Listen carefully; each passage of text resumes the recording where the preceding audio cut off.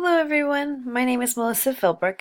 I am a consultant for the Acadia National Park Transportation Plan, working with the Town of Bar Harbor's Water Division from Bar Harbor, Maine.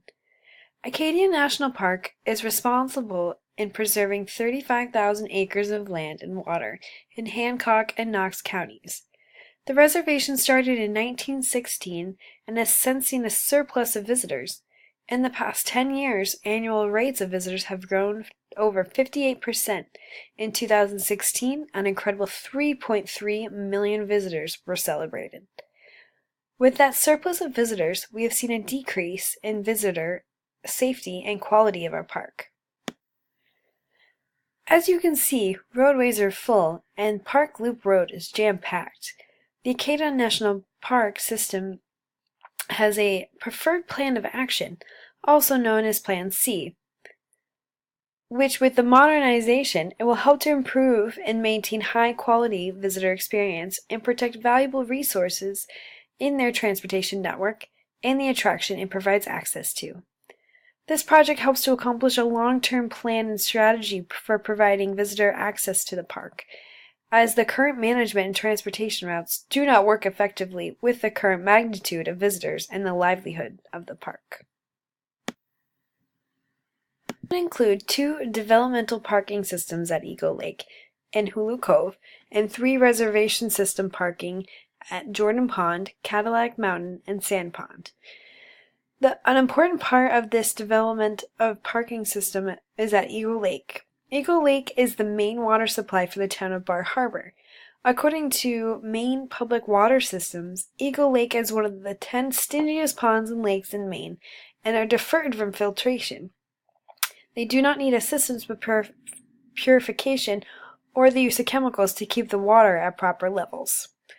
John Kelly, the assistant manager to the Acadia National Park Transportation Plan, states, "We need to relocate the parking of Eagle Lake north of Eagle Lake Road to the Carries Road access, taking it off the highway for safety reasons, but also putting it in a controlled parking lot where we can manage the stormwater. This stormwater is completely unmanaged now, where cars have been parking on the side of the road and the shoulder."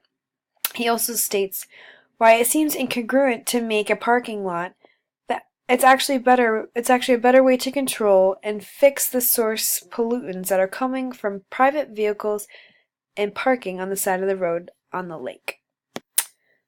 Preferred Plan C is the best and most active option to help save our beloved park. With this alternative, we will be most proactive, and as John Kelly stated, while much of it is only positive or beneficial to the park, with only some adverse effects, all are minor in terms of the park's status. The analysis spells out the degree of impact, and what we hope to change is only positive or beneficial impacts, and improving our park visitor experience and safety while parking and traveling. Proposed Plan C will help mediate the adverse side effects, and the new parking allowances, and a safe and ideal location to reduce the number of idling motor construction and private vehicles in Acadia National Park. With the decrease in traffic flow, the positive effects of this physical, chemical, and hydraulic properties of streams, rivers, lakes, and other bodies of water should decrease in water pollution levels. The projects will be sustained whenever practical by recycling and reusing materials, and minimizing energy consumption during the project. The plans would reduce, mitigate, and eliminate sources of these localized pollutants. For Eagle Lake, the original parking lot near the road should be closed down and restored to a natural habitat in existence. All roadside parking on streets in Acadia should be in a designated spot. All other parking should be in a parking lot or some system. Parking systems and reservations should be made ahead of time. Timed entry for systems should also be installed with a time frame of 15 minutes to 2-hour maximum to help the fluctuation of visitors. The NPS of Acadia National Park will need to monitor the parking systems. The parking systems, which will have a variation of reservations and timed entry, will need to be monitored to make sure the system is being used properly.